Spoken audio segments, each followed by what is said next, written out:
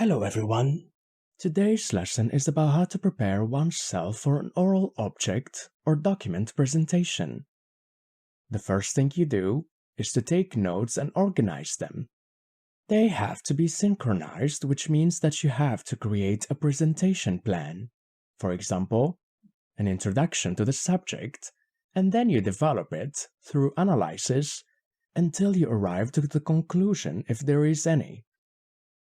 Verify the pronunciation of scientific words in a dictionary or on the internet.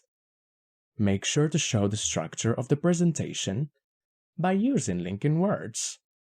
In the beginning, in the first part.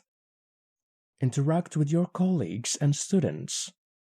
You can use gap fillers like, I mean, well, when you are lost in order to remember what you have to say and carry on. Intonation is how an English sentence is pronounced or sang.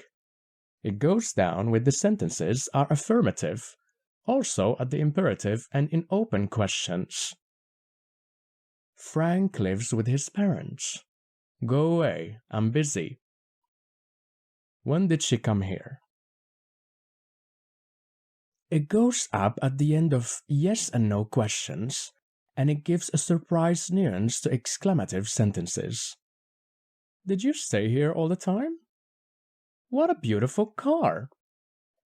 It goes up when tag questions are real. She looks stunning, doesn't she? It goes down when tag questions are false. Nice car, isn't it? Here it goes down because isn't it wasn't a question that demands an answer. The person who asked it already knows the answer. It goes up when we are really surprised. He's busy. Oh, is he? It goes down when there is no surprise there. He failed the exam. Oh, did he? It goes up when the imperative is followed by a tag question. Do your bad, will ya? So we have come to the end of this video. If you understood it, click here to move on to the next one.